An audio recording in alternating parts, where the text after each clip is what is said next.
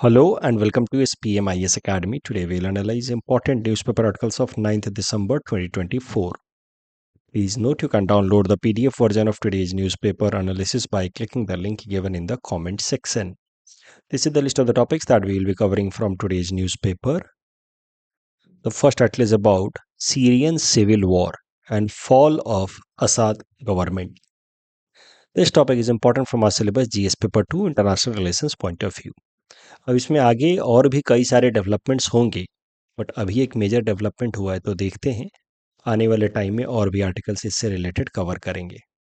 तो Syrian civil war समझने से पहले हमें समझना होगा अबाउट दिस कॉन्सेप्ट या फिनोमिना ऑफ अरब स्प्रिंग।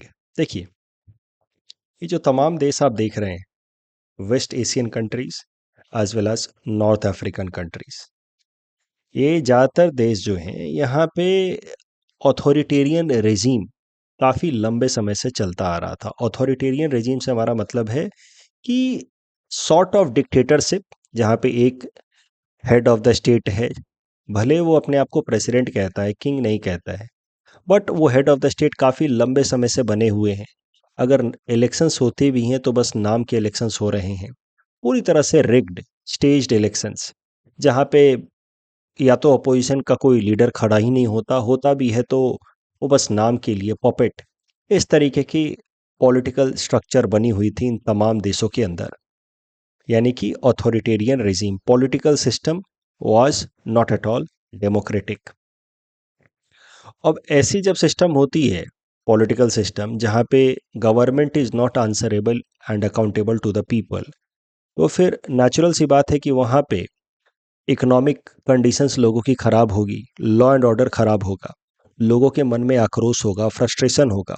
तो वो हो रहा था, फ्रस्ट्रेशन वाज बिल्डिंग अप, और फ्रस्ट्रेशन बिल्ड होते होते एक प्रोटेस्ट शुरू हुआ। That protest took shape of violent revolution in Tunisia. थोड़ा बहुत वायलेंस हुआ, बहुत मैसिव वायलेंस नहीं हुआ। और ट्यूनीशिया में एक प्रोटेस्ट, एक मूवमेंट शुरू हुआ, जहाँ पे लोगों ने वहाँ के जो हेड ऑफ द स्टेट हैं उनको रिमूव कर दिया और वहाँ पे एक डेमोक्रेटिक ट्रांजिशन करा दिया, यानी कि एक डेमोक्रेटिकली इलेक्टेड गवर्नमेंट को ले आए ट्यूनीशिया के अंदर। इट स्टार्टेड इन दिसंबर 2010। अब इसका स्पिल ओवर इफेक्ट या डोमिनो इफेक्ट आप कह सकते हैं, आसपास के देशों में भी पड़ना शुरू हुआ। जब एक देश में कोई पॉलिटिकल मूवमेंट होता है तो उस तरीके की मूवमेंट आसपास के देशों में भी होने की संभावना बढ़ जाती है, अगर उन देशों की पॉलिटिकल सिस्टम एक जैसी है। तो यहाँ पे भी ऑथोरिटेरियन रेजीम ही था। तो फिर ट्यूनीशिया के बाद इसी तरीके का protest and movement happened in Libya against their head of the state या डिक्टेटर।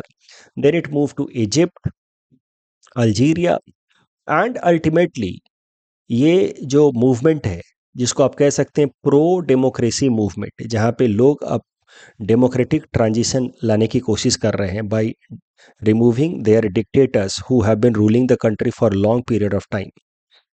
इस मूवमेंट को नाम दिया गया Arab spring. Arab spring because spring is something which is pleasant.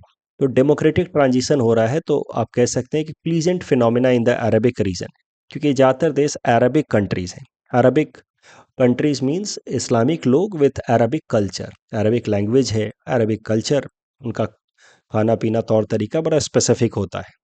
आगे हम देखेंगे about Arabic and Persian, the two significant culture with in the Islamic group only. तो ये ज़्यादातर देश अरबिक कंट्रीज हैं और यहाँ पे इस तरह के जो मूवमेंट है उसको नाम दिया गया अरब स्प्रिंग।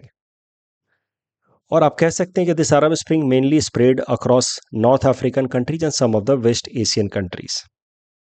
बट जब तक ये अरब स्प्रिंग सीरिया और यमन जैसे देशों में पहुंचता, तब तक रीजनल पावर्स इसके अंदर कूद पड़े।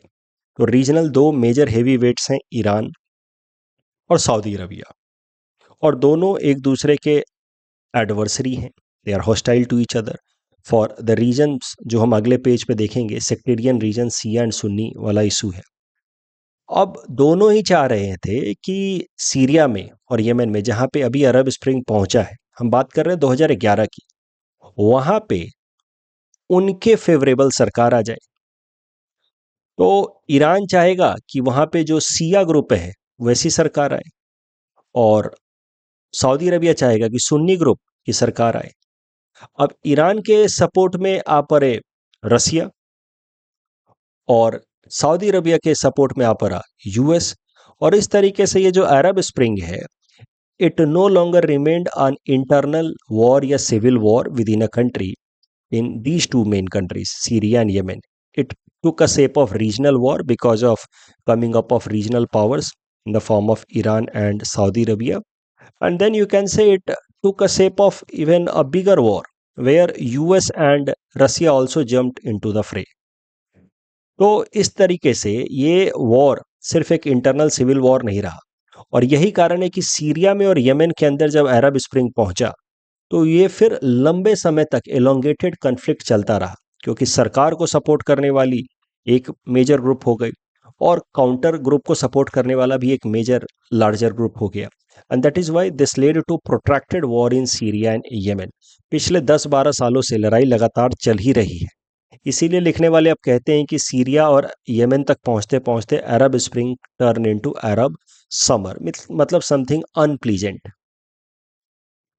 तो सीरिया की आज बात करते हैं, क्योंकि करंट डेवलपमेंट सीरिया से संबंधित है। येमेन से संबंधित हम बात कर चुके हैं। येमेन के अंदर हुतीज सियाज ग्रुप, उनको सपोर्ट करता रहा है ईरान, और यहाँ की सरकार को सपोर्ट करता रहा है सऊदी अरबिया। तो येमेन के अंदर हुती सियाज के बारे में we have talked in the past, in future also, in coming days कोई ना कोई आर्टिकल आएगा ही, हम देखेंगे। Today we are going to talk about Syria. Syria की अगर बात की जाए तो ये भी एक वेस्ट एशियन कंट्री है। यहाँ पे साल 2000 से ही रूल कर रहे हैं बशर अल असाद। इनके पहले इनके फादर रूल किया करते थे, and he had been ruling since 1970s only. तो समझिए कि पिछले 50 सालों से असद परिवार का रूल चल रहा है सीरिया के अंदर। हाफ सेंचुरी लगा चुके हैं। आज का आर्टिकल भी यही है, half century of Assad family ends. तो 2000 के अंदर in the year 2000 Bashar al Assad assumed presidency succeeding his father. His father was an authoritarian leader, मतलब kept control in his own hands. And Bashar al-Assad continued with the same approach. जब अरब spring शुरू हुआ, ultimately अरब spring reached Syria also. वहां पे pro democracy protest शुरू हुए Syria के अंदर भी। असद गवर्नमेंट ने इस प्रोटेस्ट को, यानी कि जो वहाँ के लोकल प्रोटेस्टर्स थे, यहाँ के लोग जो असद सरकार को हटाना चाहते थे, डेमोक्रेटिक गवर्नमेंट लाना चाहते थे, उनके अगेंस्ट वायलेंट क्रैकडाउन शुरू किया, उनके अगेंस्ट रेप्रेशन शुरू किया, हर तरीके की एट्रोसिटी शुरू की।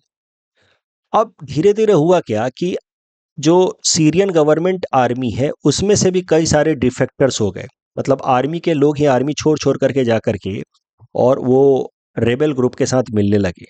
It led to emergence of a powerful fighter group within the Syria, जिसका नाम है फ्री सीरियन आर्मी। उसके अंदर फिर कई सारे टेरर ग्रुप, इंसर्जेंट ग्रुप्स बहुत मिले। आईसिस का भी राइज हुआ। हम बात कर रहे हैं साल 2000, 2010, 11, 12 की। And the war continued. और फिर सीरिया के फेवर में, यानी कि सीरिया से हमारा मतलब है बशर अल असाद, क्योंकि वहां पे पावर में तो वही थे, उनके फेवर में आ गया ईरान। तो नेचुरल सी बात है कि फिर जो काउंटर ग्रुप्स हैं उनके फेवर में आ जाएगा सऊदी अरबिया। आखिर ईरान क्यों सीरिया में बशर अल असाद के फेवर में आया, वो भी समझते हैं। देखिए, सीरिया की अगर बात की जाए तो यहाँ पे मेजॉरिटी पॉपुलेशन है सुन्नी की, 74% पॉपुलेशन है सुन्नी ग्रुप की। तो अगर यहाँ पे डेमोक्रेसी आती है तो इसका मतलब है कि सुन्नी फेवर्ड गवर्नमेंट आने की संभावना ज़्यादा है, because Sunni population is in majority. Naturally, Saudi Arabia would want democracy in Syria because that will bring a Sunni government. और वेस्ट एशिया की पॉलिटिक्स का तो मेजर फॉल्ट लाइन आपको पता ही है, it is mainly around Iran and Saudi Arabia, और दोनों के बीच में जो differences, it is sectarian politics. Iran is a Shiite country, दोनों इस्लामिक ही हैं, but Iran is a Shiite country and follows Persian culture. तो कल्चरल डिफरेंसेस हैं, सेक्टेरियन डिफरेंसेस हैं। while Saudi is a Sunni country, follow Sunni sect and Arabic culture. Arabic भाषा अलग है, Persian भाषा अलग है, तौर तरीके सब अलग हैं। तो वेस्ट एशिया के अंदर ये दो मेजर पावर्स के बीच में जो डिफरेंसेज हैं वो सेक्टेरियन और कल्चरल डिफरेंसेस हैं। और ईरान चाहता है कि ज़्यादा से ज़्यादा देश जो हैं वो सियाइट देश हो जाए, सिया देश हो जाए, और सऊदी अरबिया चाहता है कि ज़्यादा से ज़्यादा देश सुन्नी हो जाए। तो अब अगर बात की जाए सीरिया की, तो सीरिया के अंदर 74% पॉपुलेशन सुन्नी है। अब अगर यहाँ पे बशर अल असाद, जो वैसे तो एलवाइट सेक्ट को बिलोंग करते हैं, but he was more in favor of Bashar al-Assad would generally support Shia Muslims in Syria, और Bashar al Assad maintained close proximity with Iran. तो नेचुरल सी बात है कि ईरान चाहेगा कि बशर अल असाद पावर में बने रहें, क्योंकि अदरवाइज सीरिया के अंदर अगर डेमोक्रेसी आती है तो ये सुन्नी ग्रुप को ज्वाइन कर लेगा, सऊदी अरबिया के साथ हो जाएगा, जबकि बशर al Asad would maintain close ties with Iran. Though Bashar al-Assad himself was not a Shia, but he would maintain close ties with Iran. तो इसी कारण से ईरान बशर अल-असाद की सरकार को सपोर्ट करने लगा। वहाँ पे वो नहीं चाहता था कि जो प्रो डेमोक्रेटिक मूवमेंट शुरू हुए हैं अरब स्प्रिंग, वो सीरिया में भी सक्सेसफुल हो। तो सीरिया के अंदर अरब स्प्रिंग को रोकने के लिए ईरान ने बशर अल-असाद की सरकार को सपोर्ट करना शुरू किया। अब जब देखेगा सऊदी अरबिया ये, तो सऊदी अरबिया फिर जो रेबल ग्रुप्स हैं उनको सपोर्ट करने लगेगा। अब ईरान को सपोर्ट करेगा US, I am so sorry, Iran को सपोर्ट करेगा रसिया, क्योंकि रसिया चाहता है कि वेस्ट एशिया में ईरान का डोमिनेंस बना रहे। Why? Because Iran is anti US and the reason is या history lies in 1979 Iranian revolution, और वही एक बड़ा कारण है कि यूएस और Saudi Arabia are close allies. तो वेस्ट एशिया के पॉलिटिक्स में ईरान के पीछे खड़ा रहता है रसिया और सऊदी अरबिया के पीछे रहता है यूएस। तो अब जब ईरान ने बशर अल-असाद को सपोर्ट करना शुरू किया, ईरान के पीछे वेट लगाया रसिया ने, तो काउंटर वेट लगाया सऊदी अरबिया ने in favour of Free Syrian Army, और सऊदी अरबिया के पीछे सपोर्ट लगाया यूएस ने। और ये एक local civil war, and that too with the intention of bringing pro-democratic reform, took a shape of major global war. और यही कारण है कि इसमें फ्रंट में तो दो लोकल ग्रुप्स हैं, बट पीछे में मेजर हेवी वेट्स हैं। यही कारण है कि ये वॉर लंबे समय तक चलता रहा। मैंने जैसा कि आपको बताया, साल 2010 के दिसंबर में, यानी कि एग्जैक्टली 14 साल पहले ट्यूनीसिया से ये बात शुरू हुई अरब स्प्रिंग, और 2011 मार्च तक the movement reach to Syria. पर तब से लगातार लड़ाई चल ही रही है। कुछ होता है, फिर कोई केमिकल बायोलॉजिकल वेपन इस्तेमाल करते हैं। बशर अल-असाद के अगेंस्ट ये एलिगेशंस लगे कि उन्होंने सरीन गैस का इस्तेमाल किया है, केमिकल वेपन का इस्तेमाल किया, बहुत सारी चीज़ें होती रहीं। लगभग 5.8 lakh people died over a period of 14 years. इसमें कई सारे और ग्रुप्स भी ज्वाइन कर चुके थे। आपको जैसे देखो कि सीरिया से लंबा बॉर्डर शेयर करता है टर्की, तो Turkey always wanted to remove Bashar al Assad, क्योंकि Turkey is hostile with Iran and Iran is in favour of Bashar al Assad, तो naturally Turkey would like to remove Bashar al Assad. तो Syria के अंदर जो बशर अल-असाद president थे, वो अपने देश के अंदर तो प्रॉब्लम फेस कर ही रहे थे, ऊपर से टर्की भी उनको प्रॉब्लम्स क्रिएट करा रहा था। तो काफ़ी सारी लड़ाइयाँ चलती रहीं। इसी में Kurdish forces also jumped into the phrase. Kurdish forces क्या हैं, क्या उनका इंटेंशन है, वो भी हम देखेंगे। तो बशर अल-असाद की सरकार सीरिया में तमाम तकलीफें झेल रही थी। इंटरनल प्रोटेस्ट, टर्की के तरफ से pressure, Kurdish forces were also pressurising. Kurdish के बारे में हम देखेंगे। Kurdish forces are active in this region, थोड़ा सा टर्की, सीरिया, इराक रीजन में एक्टिव हैं। कुर्दिश बेसिकली एक अलग इंडिपेंडेंट कंट्री बनाना चाहते हैं, कुर्दिस्तान। देखेंगे उनके बारे में। They are a separate cultural outfit, ethnic group. तो कुर्दिश फोर्सेस भी लड़ाई कर रहे हैं, टर्की भी ऊपर से प्रेशर दे रहा है, सिविल वॉर इंटरनल चल ही रहा है, ऑल सॉर्ट्स ऑफ प्रॉब्लम्स। बशर अल-असाद के साथ लेकिन ईरान का सपोर्ट था, ईरान के साथ रसिया का सपोर्ट था। लड़ाई काफ़ी साल तक चलती रही। अल्टीमेटली अब न्यूज़ ये निकल कर के आ रही है कि पिछले 2 वीक से जो ऑपोजिशन या रेबल ग्रुप है, इट बिकेम वेरी प्रोएक्टिव। इसने अल्टीमेटली जो कैपिटल सिटी है डमास्कस, उसको भी कैप्चर कर लिया है, and now Bashar al Assad has fled the country. इसके साथ ही आप कह सकते हैं कि end of Bashar al Assad regime has happened. The half century of Assad family is over now. Half century के बाद इनकी फैमिली इज़ आउट नाउ। और जो रेबल ग्रुप का लीडर है अल Jolani is in Damascus now, has captured the power. उनके forces they have captured the power, and with this you can say Assad regime is or has came to an end. But in the meanwhile, जैसा कि मैंने आपको बताया पहले भी, over a period of about 14 years, 5.8 lakh people have died in the civil war going on in Syria. और इस कारण से आप कह सकते हैं कि Syrian civil war is one of the biggest humanitarian crisis that we have faced in recent times. और सीरियन सिविल वॉर को फिर भी यूएनएससी क्यों नहीं एंड करा पा रहा था? कारण सरल है, जब भी कोई रिजोल्यूशन लाया जाता था अगेंस्ट बशर अल असद, तो उसको रसिया ब्लॉक कर देता था, वीटो कर देता था. तो ये एक अच्छा एग्जाम्पल है अगर यूएनएससी पे प्रश्न आए तो, कि how UNSC has been politicised. जैसे इसराइल के अगेंस्ट कोई रिजोल्यूशन लाया जाता है तो यूएस ब्लॉक कर देता है.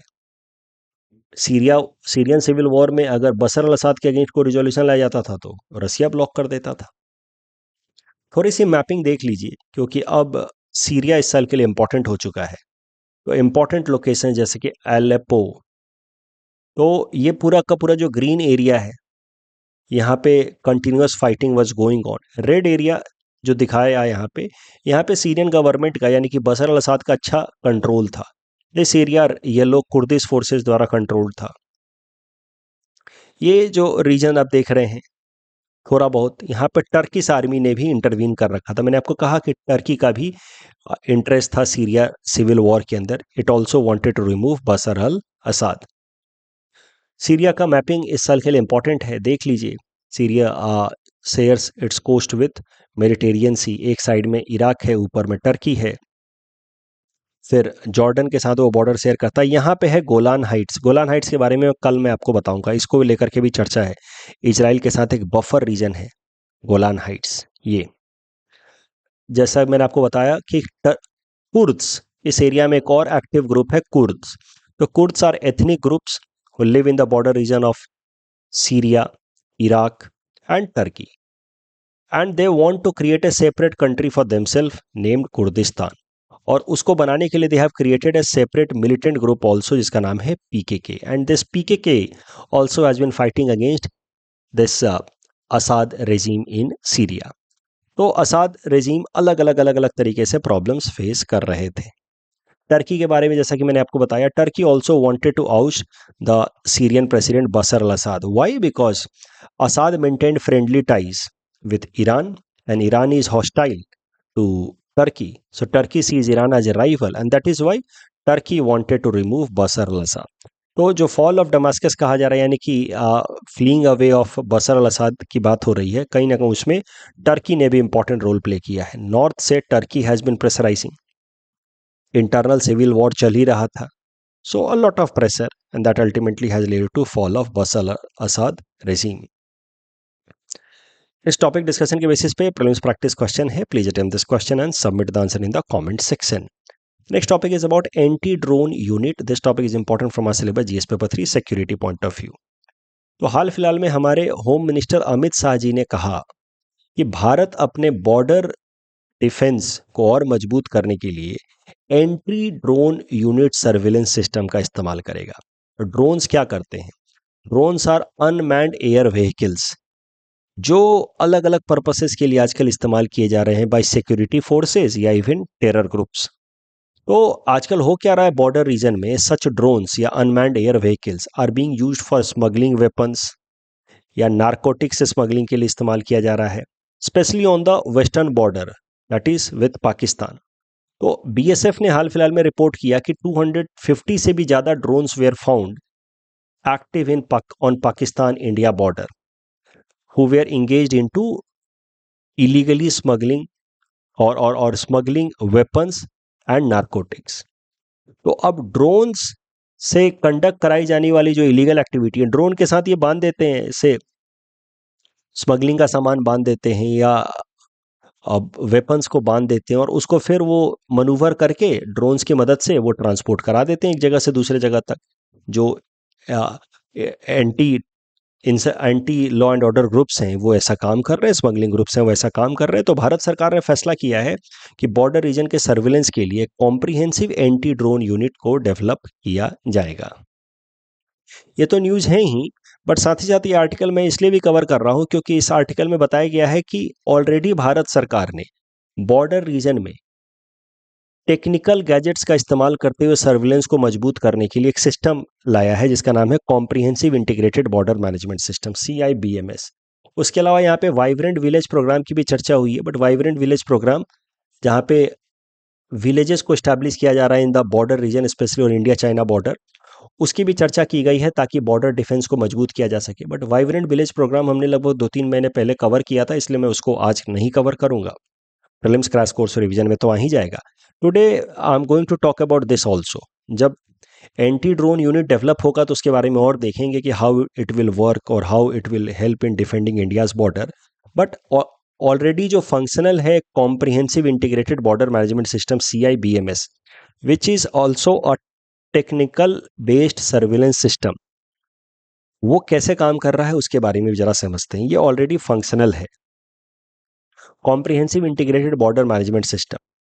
ये high tech surveillance device system है जिसमें कई सारे sensors, cameras, ground based radars ये सब लगाए जा रहे हैं इन द बॉर्डर एरिया। इसमें एक डेडिकेटेड कम्युनिकेशन नेटवर्क भी है, ऑप्टिकल फाइबर केबल्स भी हैं ताकि सैटेलाइट बेस्ड कम्युनिकेशन हो पाए अमंगस्ट आवर डिफेंस फोर्सेस। एक सेंट्रल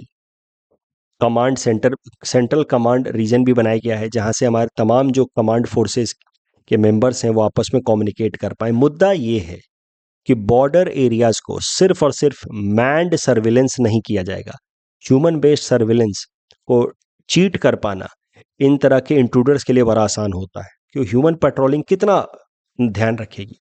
तो अब बॉर्डर एरियाज में सर्विलेंस को स्ट्रेंथन करने के लिए टेक्निकल गैजेट्स का इस्तेमाल किया जा रहा है और उसी के अंतर्गत लाया गया है comprehensive integrated border management system.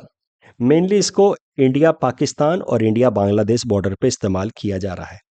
Manual fencing के अलावा ये टेक्निकल फेंसिंग भी की जा रही है और ह्यूमन पेट्रोलिंग तो होगी ही होगी। इसी comprehensive integrated border management system के अंदर एक स्पेशल प्रोजेक्ट है जिसका नाम है bold QIT project. Bold QIT project के अंदर क्या किया जा रहा है कि जो हमारा धुबरी वाला एरिया है ना, वो सबसे ज़्यादा आप कह सकते हैं कि पोरस है। पोरस से हमारा मतलब है कि वो मार्सी एरिया है, फॉरेस्ट भी है, रिवर्स के भी कई सारे छोटे मोटे चैनल्स हैं। तो इस कारण से वहाँ से इंट्रूडर्स का भारत के अंदर इंटर कर पाना from Bangladesh side is very easy.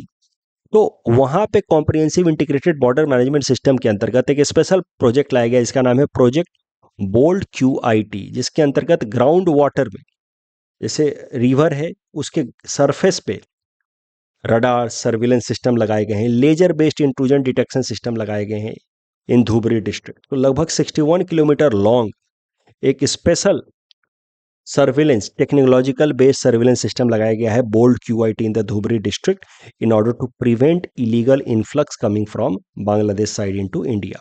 So this project bold QIT is also part of comprehensive integrated border management system. अभी ये डिस्कशन के बेसिस पे ये प्रीलिम्स प्रैक्टिस क्वेश्चन हमने आपको दिया है। Attempt this question and submit the answer in the comment section.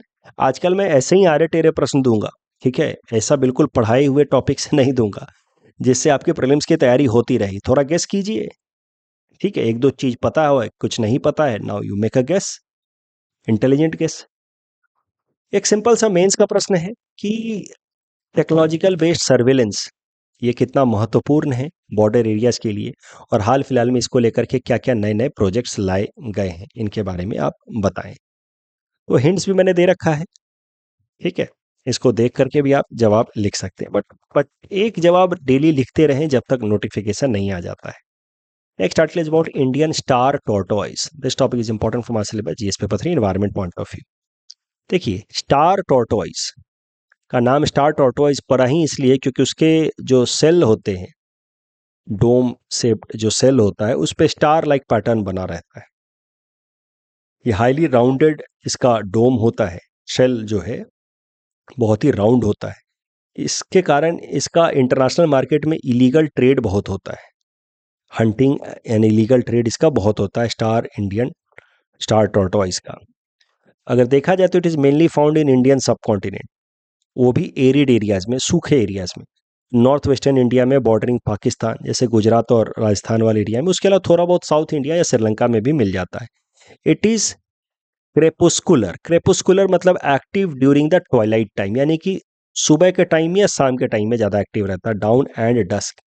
Conservation status की बात की जाए तो IUCN में इसको कैटेगराइज किया गया एज वल्नरेबल साइट्स। जो इंटरनेशनल कन्वेंशन है which restricts trade in endangered species, उसके अंदर इसको हाईएस्ट प्रोटेक्शन मिला है अपेंडिक्स 1 का। वाइल्ड लाइफ प्रोटेक्शन एक्ट में भी इसको शेड्यूल 1 यानी कि हाईएस्ट प्रोटेक्शन मिला है। हाल फिलहाल में न्यूज़ क्या इंडियन स्टार टॉर्टोइज से संबंधित, रिसर्चर्स ने हाल फिलहाल में कंक्लूड किया है कि स्टार टॉर्टोइज एक नहीं, इसके दो स्पीसीज हैं। There are two distinct groups of Indian star tortoise, northwestern Indian star tortoise and southern Indian star tortoise। दोनों अलग हैं, डिस्टिंक्ट जेनेटिक ग्रुप हैं, genetically they are different. Star tortoise के ऊपर ये प्रीलिम्स प्रैक्टिस क्वेश्चन हमने आपको दे रखा है। Please attempt this question and submit the answer in the comment section. The next article is about Indira Gandhi peace prize, important from prelims point of view. साल 2024 का इंदिरा गांधी पीस प्राइज दिया जा चुका है। It has been awarded to Chilean president, former Chilean president and human right activist Michelle Bachelet. अभी Indira Gandhi peace prize के बारे में लास्ट महीने भी हमने देखा था, नवंबर महीने में ही।